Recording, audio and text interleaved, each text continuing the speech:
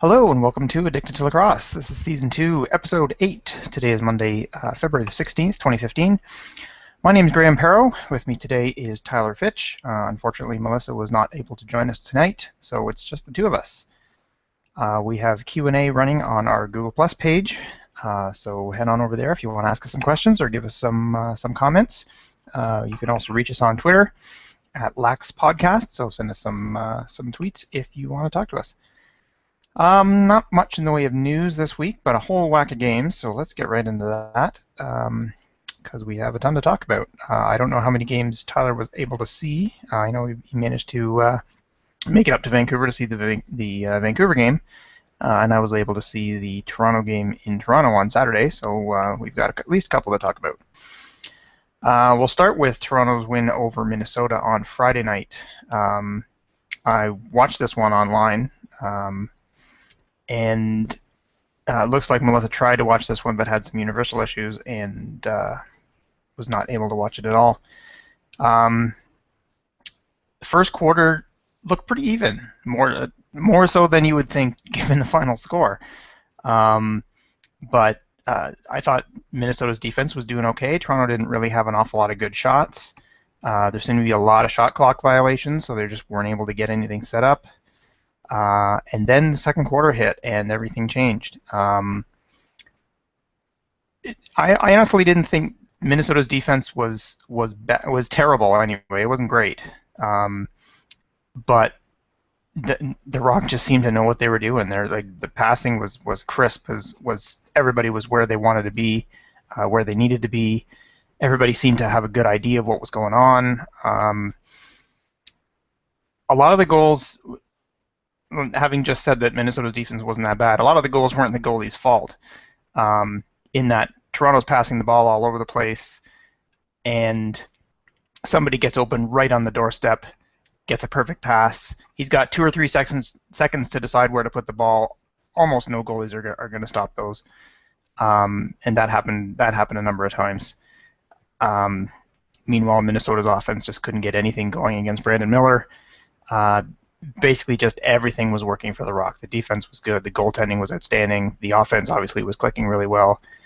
When it got to the fourth quarter, it looked like Minnesota's offense was starting to sort of pick it up a little bit, but then they just couldn't hit the net. They get an open shot and just miss the net by a few inches. It wasn't like they were missing by feet, but they just couldn't get it going. It could have been that by that point they were down by 10 goals and thought, okay, well, what's the point? You kind of hope they don't do that, but at some point you got to realize no matter how much time is left, you're just not going to make that comeback. Anyway, 16-4 the final for Toronto. Tyler, did you see this one at all? No, that was when I was on my way north. But I did love how you trolled Edmonton later when they were proud of their 5 straight goals as they were pulling away from Colorado. And you're like, yeah, it's a good start. Yeah, I mentioned that in a tweet saying because they had tweeted something saying, "Hey, we just got 5 goals in a row," and I said, "Yeah, that's pretty cute, but give us a call when you get to 13." And then I got some responses to that. I think the Toronto Rock actually retweeted that, and then I got some responses from I got a response from an Edmonton fan saying, "Oh yeah, call us when you win 14 games in a row." Okay, fair enough.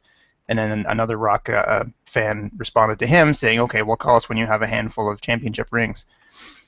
So it's all in good fun. So regular season is nice, but it doesn't really matter. Not really, no. So I'm sure the Nighthawks agree with that.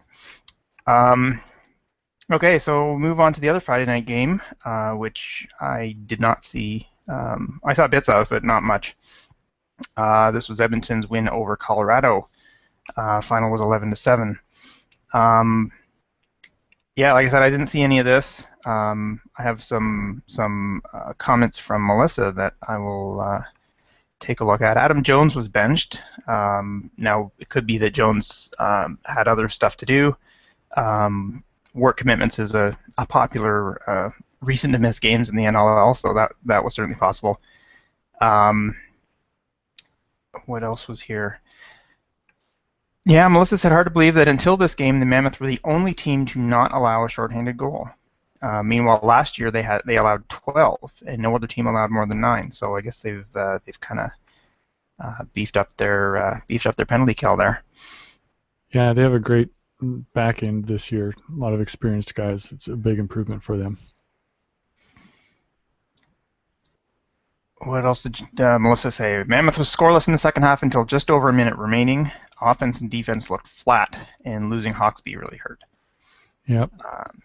She also mentioned how the announcers kept calling Eli McLaughlin Kyle McLaughlin, and they did. I was watching the replay on the ESPN app, and the first half of the first quarter was all Kyle, Kyle, Kyle, and then the guy goes, "Oh, I guess his name's Eli," and they eventually self-corrected, but it was kind of embarrassing for the home team announcer to do that for the number 1 overall pick.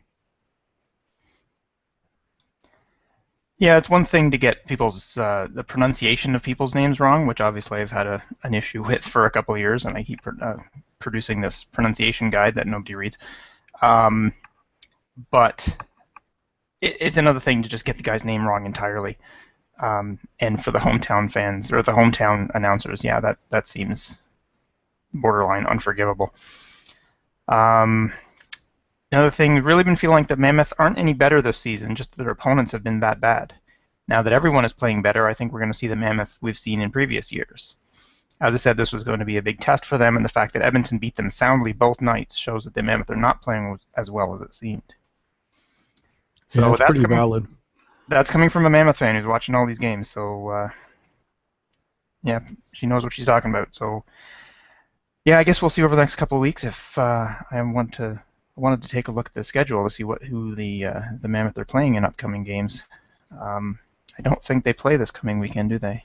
Oh, they do. They play New England, who also started out strong and have now lost 3 straight. So I guess we'll see which of those, if any, manages to break that streak. Yep. Okay, game 3. We're getting on to Saturday night's games. Another Toronto-Minnesota game. I was there for this one. Nick Rose started net after Brandon Miller played really well on Friday. A couple of people saying they were surprised by that. Didn't seem overly surprising to me when you've got basically a 1 and a 1A goalie, and you're playing on back-to-back nights.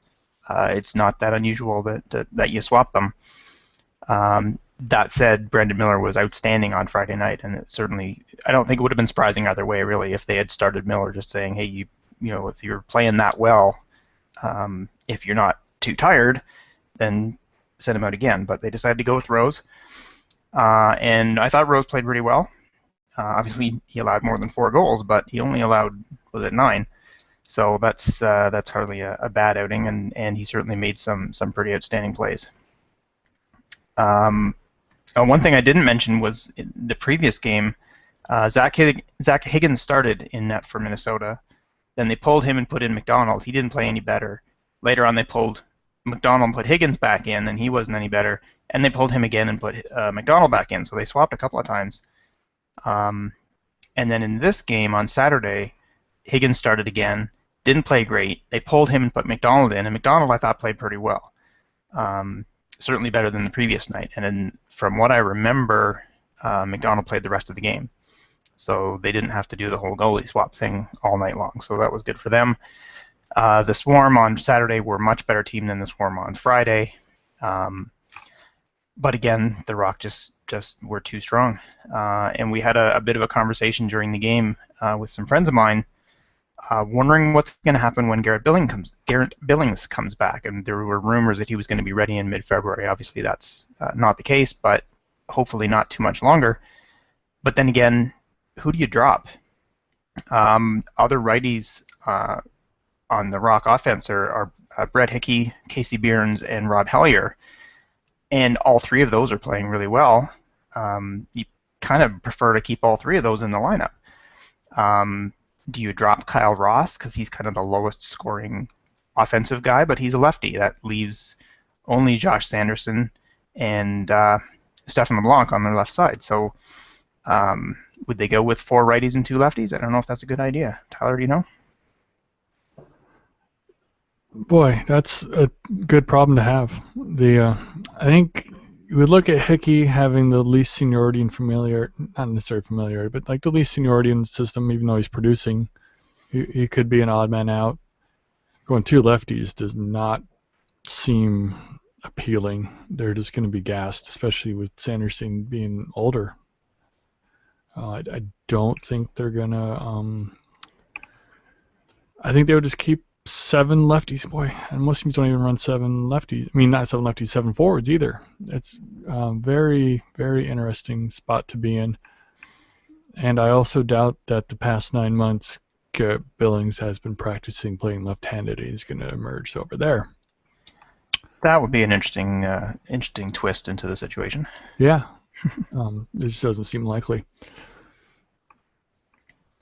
Somebody's got to be an odd man out in those righties. And my guess is it would be Hickey, which is a bummer because the kid can play, but he's always just kind of the youngest person around. He kept getting aced out of the stealth lineup, and now he might get aced out of a spot on the rock lineup.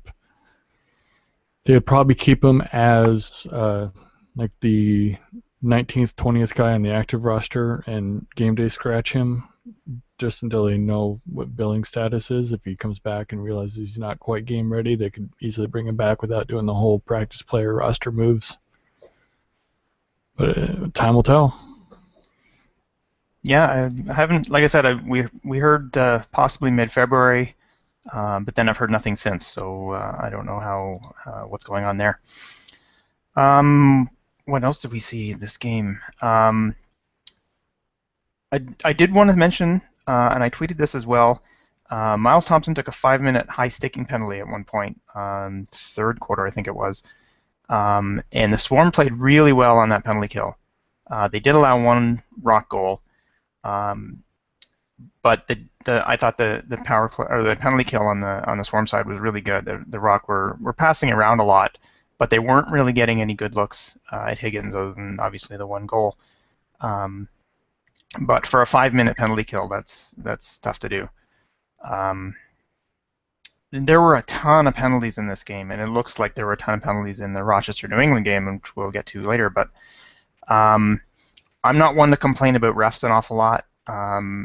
It kind of sounds from the Island or message boards that the refs in the West tend to be worse than the refs in the East. So we don't see all the really terrible refs that you guys see. But this one, it just seemed like my friend Mike was saying, there's just no flow to this game. Every time something seems to be kind of moving along, they stop it and give some holding penalties or give some. They're just penalties all over the place. A lot of them were unnecessary, but it was a pretty chippy game. Josh Sanderson was as fired up as I've ever seen him. There was a couple of times in the first half where he'd be in there pushing and shoving and cross-checking and as much as anybody else. There was one time where I saw he was heading back to the bench and he had to pass in front of the Swarm bench in order to do that, and he consciously stopped to give I think it was Andrew Suter a good check right in the chest with his shoulder. Just stopped, hit him in the shoulder, and just kept running. And that just seemed like a non-Josh thing to do. And then in the third or the fourth or whatever it was, he lost it entirely and basically attacked Mitch Belisle. They both got penalties. I don't believe it was an actual fighting penalty. And I'd be curious to look at Sanderson's record to see how many fighting penalties he's ever had. But he was as angry as I've ever seen him, and I couldn't tell you why. To give you another example of how many penalties were in this game, there was a time in the first quarter where they had a delayed penalty called on the Swarm, but the Rock had the ball, so play continued. They brought out the extra attacker, scored a goal. That would normally negate the penalty. But then after the play was finished, a Minnesota player went to the box anyway, and that was because they had actually called 2 penalties on the same play. So the goal negated one of them, but the other one went to the box. But that happened twice in the first quarter alone. Because we were watching this and saying, have they changed the rules? If they score on a delayed penalty, the penalty counts anyway? It didn't make any sense. But I was confused anyway. I talked to a friend of mine, and he saw that both refs had their hands up calling different plays or different penalties. So, yeah, a bit of a weird weird situation there, and just penalties all over the place. Um, Next game is Rochester and Buffalo, and I didn't see this one at all. Obviously, it was the same time as the Rock and the Swarm, so I was there. Tyler, did you see any of this game? No, the stealth pregame events had the Toronto stuff in the background, but none of the Rochester Buffalo, so I didn't see any. Plus, it was on NL Live, I'm pretty sure, so nobody watched it. Well, I guess we can look over the score sheet and see what happened there. Cody Jamieson had 9 assists and no goals, so I guess we'll be the Pinty's wingman of the week. A whole bunch of... Pinties? I think it's Pinty's. I don't know. They basically pick whoever had the most assists that week and say that's the wingman of the week. Stephen Keogh, Craig Point, Mark Stainhouse, Joe Walters, and Jordan Hall all had hat tricks. Not bad. Yeah, not much else to say about this game, seeing as we didn't actually see it. Matt Vince had an in this 81%. game or the week before that Steinhaus got his 800th or 900th point, so he hit a big milestone. Actually, I think it was this game. You're right. Yeah, it's surprising when you look at these numbers that you hear. Steinhaus getting his 800th point, and what was it? John Tavares has 1,700. And he's still, well, I was going to say he's still active. He's only played a couple of games this season. But considering how long of a career Steinhaus has had, and he's not even halfway to John Tavares' number, that's unbelievable. Yeah. Even John Grant, if Tavares stopped playing right now and Grant kept going at the pace he's been on his whole career, it would still take him another 4 years to get there.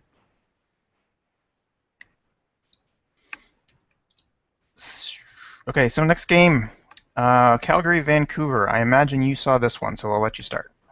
Oh, finally got to watch a live game this year. Might be the only one I see, but it was tons of fun. Let's see what I can cover in order here. The Stealth came out, not even slow necessarily, but Frankie Chiliano had a great first quarter, and Roughnecks got a 2-0 lead. And so I was getting nervous, and I think the crowd itself was getting nervous because it's no goals in the whole quarter. It happens, I guess, more than we think, but you don't like to see that after the way to start the game. Stealth were able to come back second quarter and then build a rally, and they got 6 and took a 6-4 halftime lead. But in the second quarter, the refs really started inserting themselves. It was unbelievable how many holding and slashing calls were made in this game. I think between your game in Toronto, the New England game, and our game, there may have been a league-wide directive to, hey, let's make sure teams aren't holding or something. Stealth had 14 power plays in this game. Roughnecks had 9. 8 of the 22 goals were on power play, so more than 1 in 3 were on the power play. And so much time and like they had the double penalties. Snyder at one point had 2 penalties called on him, so he was in the box for 4 minutes.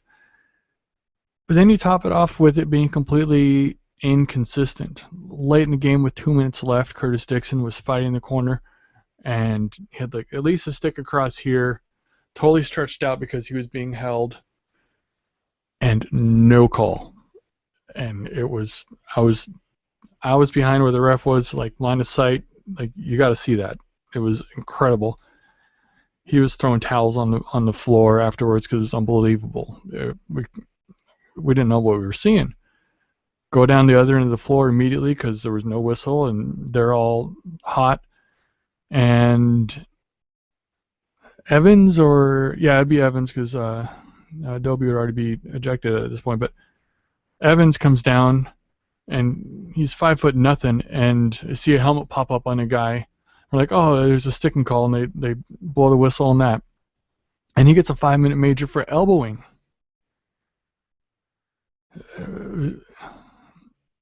It wasn't the sole cause of the Roughnecks' loss, but to be 0-6 and have so many calls go against you, they were in a bad mood.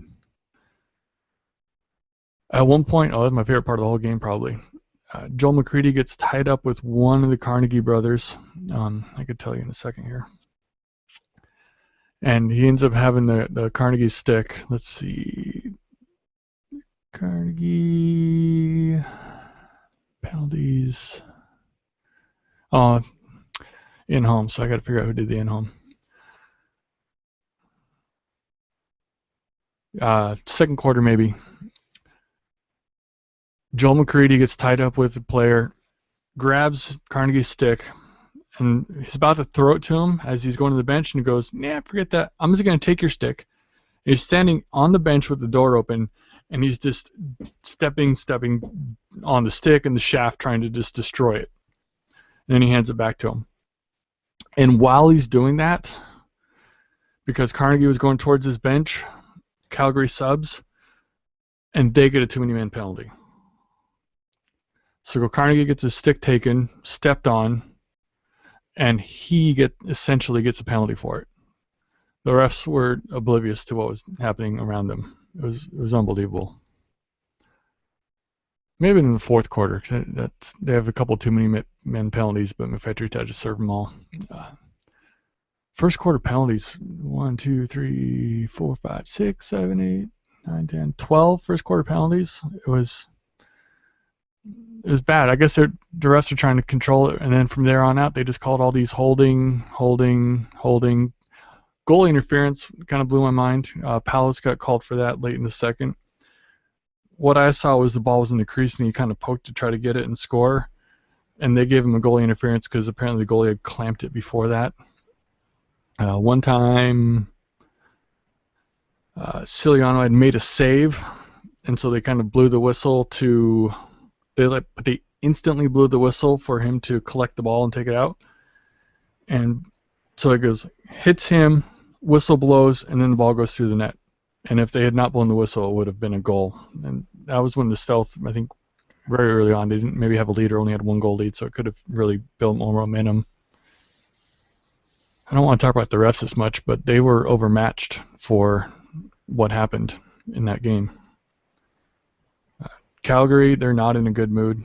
They don't know what's wrong in their situation. Like if you look player for player, incredible lineup. Like you couldn't say, oh, that guy needs to go because he's bringing the team down.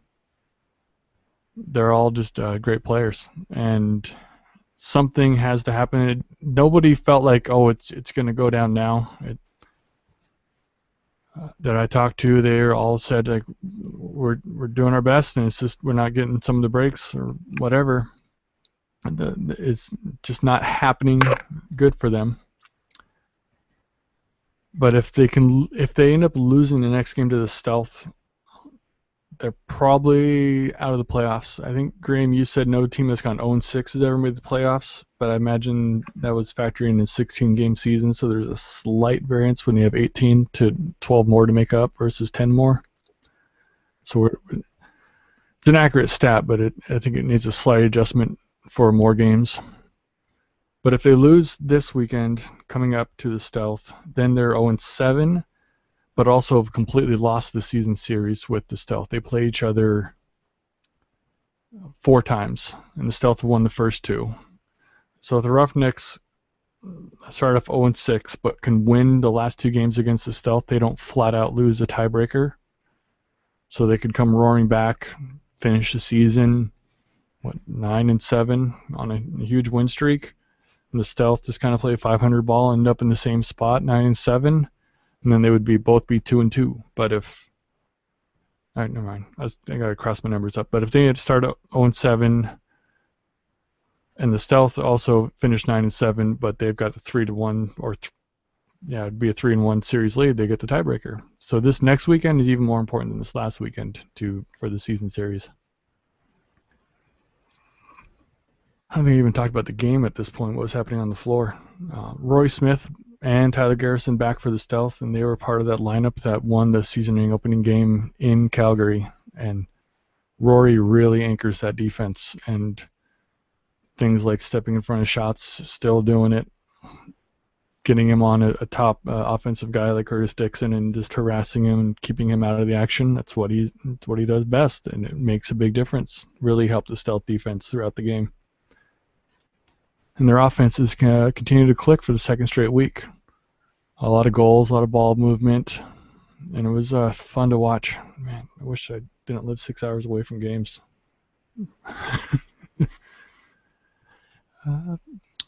Yeah, that's it. Poor Roughnecks. Great for the Stealth. I've been talking for a while now. So, Graham, what do you got going on?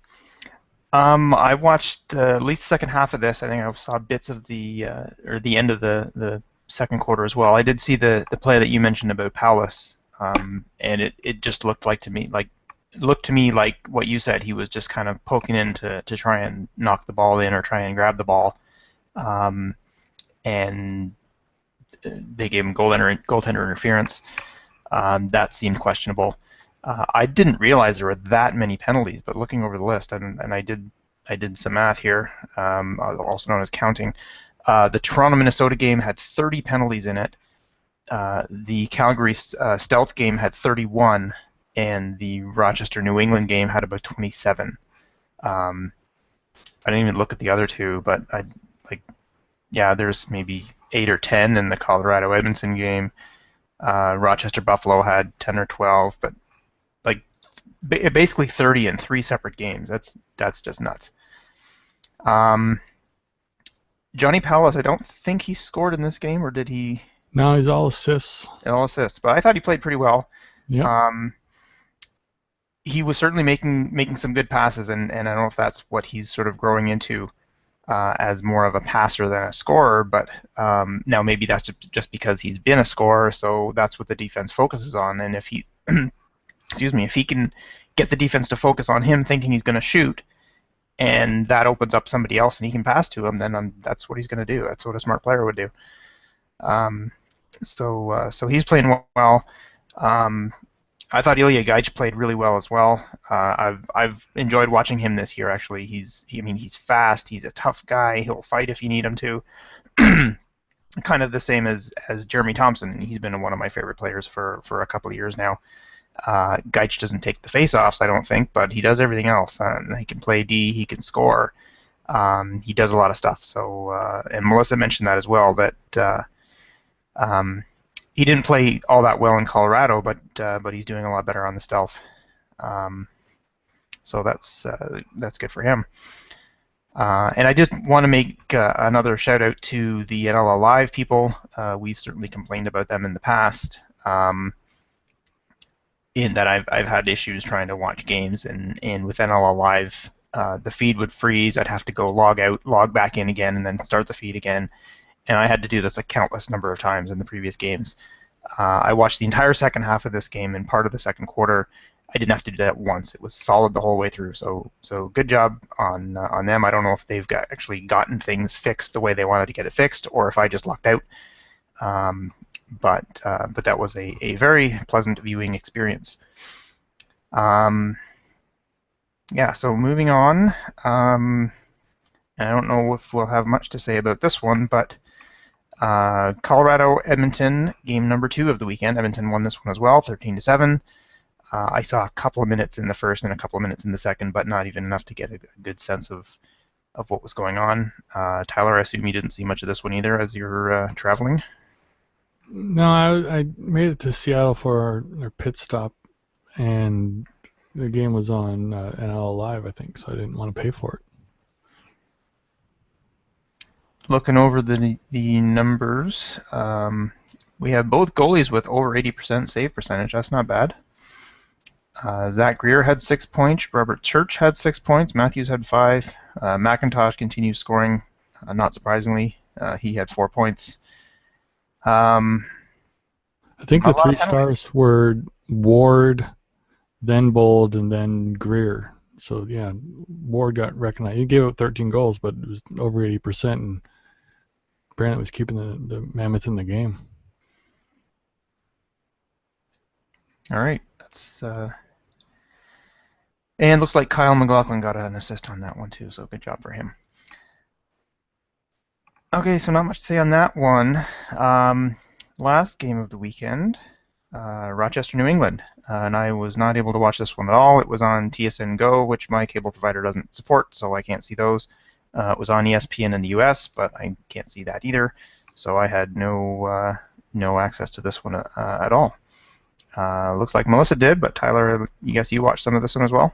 Yeah, I was able to tune into this one. Rochester came out strong, and New England was very flat until Bill O'Brien decided to get in a fight with Stephen Keogh, who these announcers called Scott Keogh constantly, but at least he's not their hometown player. He's getting wrong.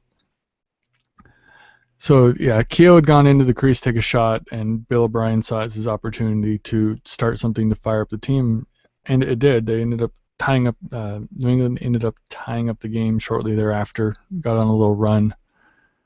But, yeah, Bill O'Brien got ejected for the fight, which, with the change in whatever instigator fighting rules in the NL, I don't even understand anymore. But they were totally two willing combatants, while O'Brien was on Keogh in the crease. Keogh in the video clearly throws a punch into O'Brien in his face mask with the glove on, but still it was a punch to kind of get things started. And so they both square up. O'Brien's got his helmet off instantly, and Keogh is I think undoing his chin straps, and O'Brien doesn't even wait. He just grabs it, pulls off the face mask, and then they start fighting, and O'Brien is a big boy, and he totally laid waste on Keogh.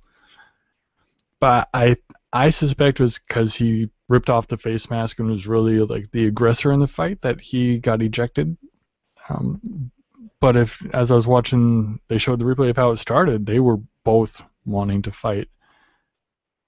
And I don't know how the rules work out, but I've seen other guys where they both wanted to fight and they got fives and they kept playing. I didn't know that O'Brien needed to be ejected for that one.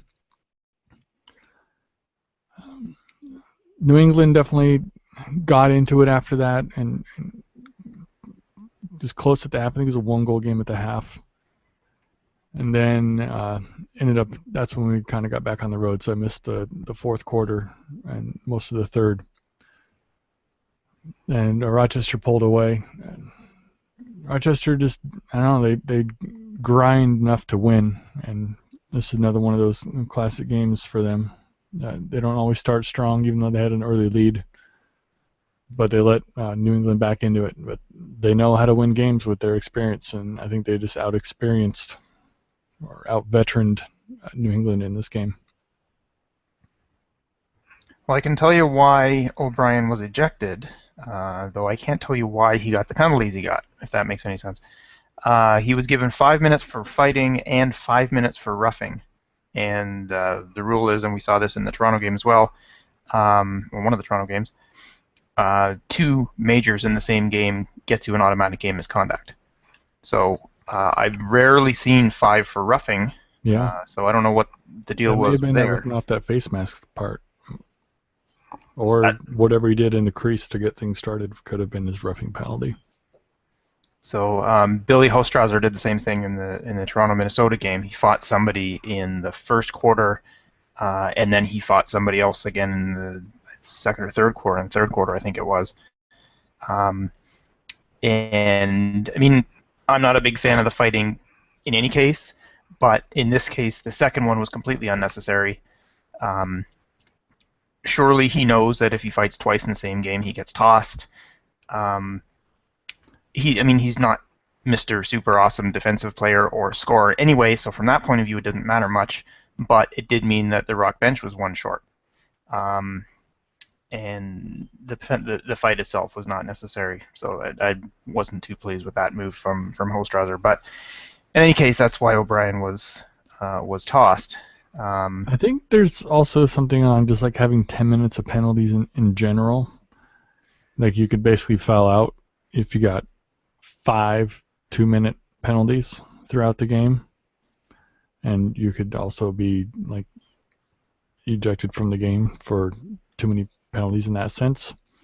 And for some reason, I feel like Eric Martin did that at one point in 07, 08, or 09 in San Jose. I think I've seen it. I don't know why I think I've seen it, but he basically fouled out. Interesting. I haven't seen that one before, but I'll have to look that one up. Yeah. Melissa had a couple of comments about this one. She said the first quarter seemed to last forever. Felt like when it ended, it had been the half. Lots of back and forth. New England looked a little sloppy compared to how we've seen them, and lots of penalties from both teams, as we certainly found. She said Powless is out. That would be Quinn Powless, I imagine. Is out with a lower body injury, which doesn't tell us much of anything, but was he in this game at all? No, I didn't think he was. Yeah, he was out, I think, last week, but I guess they haven't said how long he's out for or what the injury was. Third quarter was still relatively close, but New England wasn't playing as tight. Rochester did a better job of keeping them from getting quality shots off while they were able to get better shots. New England came within one again, had the tying goal with 8:05 remaining, was ruled no goal on the floor, challenged, no goal upheld, and Rochester went on a 4-goal streak to take the game. So I guess it's in that case they're kind of similar to the Roughnecks in that if you look at, I mean, obviously they're 0-6, but I think they've lost at least three of those games by a single goal, and 2 of them were in overtime. So in the majority of the Calgary games, they're right in it until the end. They just happen to be on the losing end. So this kind of looked the same from New England's point of view in that they were right in it until the end, or close to the end, and then they ran out of gas, and Rochester scored a bunch of goals at the end to put it away. But I guess, yeah, you can't always look at the score of the game and tell exactly how close the game was by that. So let's move on to our predictions for this past week. And some of us did okay, and some of us did not. We didn't have any offers this week, so that's pretty good. I went 3-4, getting the first Edmonton-Colorado game correct, the second Toronto-Minnesota game correct, and Rochester over New England. Tyler, you went 5-2. Nice job. Only missing the first Edmonton-Colorado game and Rochester over Buffalo. All 3 of us actually picked Buffalo to win that game. Melissa went 2-5. So she got the first Edmonton-Colorado and the second Minnesota-Toronto game correct. So we're a lot closer now in our overall standings. I'm 11-18. You're 1 game up at 12-17, and Melissa's 1 game up on you at 13-16.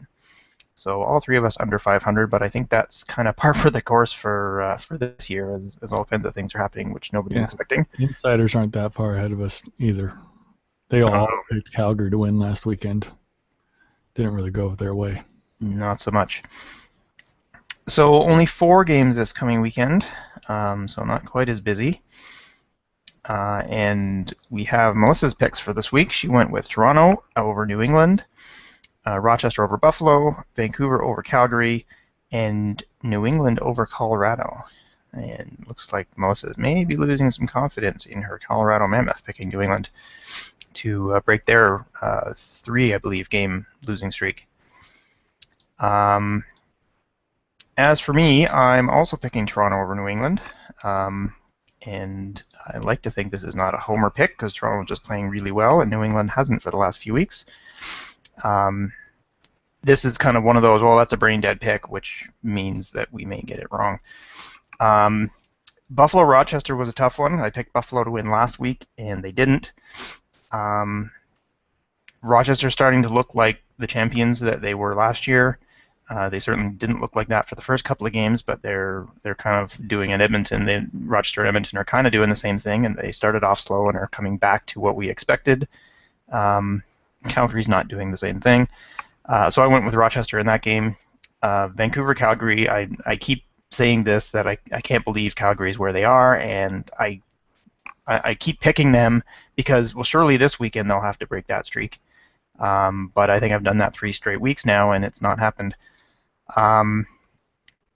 you can't, like you said, you can't really point to anything on the Roughnecks and say, well, that's the problem, other than possibly Mike Poulin. He certainly hasn't been playing his best lacrosse over the last few weeks, or this season anyway. But he also hasn't started any of the last 3 games. And Frankie Scigliano has played reasonably well in all 3 of those games, and yet they're still losing. So I'm gonna have to go with Vancouver on this one. And Colorado, New England. New England hasn't played all that well in the last couple of weeks. I guess they kept it close against the Nighthawks, so that's not bad. But I'm gonna have to go with Colorado on this one as well. Tyler, what do you think? Yeah, mostly the same picks as you. Toronto, top team in the East. Nothing is showing me that they're having any trouble producing, so I'm going to stick with them to beat New England. Buffalo at Rochester. Rochester's, I think, secured the number 2 seed. Well, not seed, but second place in the East right now. But Buffalo saw them last week. Maybe they'll learn from what happened and get a win. So I'm picking Buffalo to get the win. Vancouver at Calgary. The win last weekend, they got a couple wins in a row now. I think they have tons of confidence and feel great about themselves, the Stealth do. So they can go back into Calgary and get that 3rd win, which they know will win the season series and essentially lock in the playoff spot for them. Because Calgary will be in such a hole that they couldn't do anything about it. Calgary, yeah, I heard that, like, on the bench as Dobie comes off the floor, he's just kind of whining at people and frustrated. But he also scored 50 goals last year. How do you can't bench that guy necessarily, especially at home when they have the benches set up specifically for him to run off for 2 quarters of the game on fast breaks and bury goals. I feel like if they're going to do anything, it'd be Coach Mulaski. And I was thinking about all weekend or all yesterday on my drive home, like, who'd you replace him with? I got no idea. I don't know who you would bring in necessarily to fix this right now. But if they're 0-6 and they end up 0-7, and their roster will look solid, then it's got to be a coaching thing. And that's kind of the easiest change they can make, I think. Maybe not. If it was one player, it'd be easier than a whole coach because so many parts of the philosophy come down from there. But they just look too good to be where they are. Last game, Colorado at New England. I'm going with Colorado. New England just not impressed me anymore. Even if Colorado's sliding, it's like they're losing to New England, who's really, not doing it. They lost to Edmonton, who's really good. So you can't really fault them too much for losing to, I think, the best team in the West right now, at least playing-wise. I don't know if they've taken that top spot in the standings. So I think they'll be fine. They do have to go on the road to New England, which is far and out of the way. But they'll probably rally around it and have a little team bonding session and get the win that I expect them to in New England. Those are my picks. All right. Okay. I guess that's it for this week. Like I said, only 4 games next week. So I guess we'll end off there. AddictedToLacrosse.com is the website that you want to go to. I'll have all of our previous shows as well as this one in a couple hours. If you want to find us to get ask some questions or comments or feedback of any sort, feedback at addictedtolacrosse.com for email. We're on Facebook as well, facebook.com/laxpodcast, and Twitter, laxpodcast there as well. So there's lots of ways to get a hold of us. So this has been another episode of Addicted to Lacrosse. For Tyler and the absent Melissa, I'm Graham.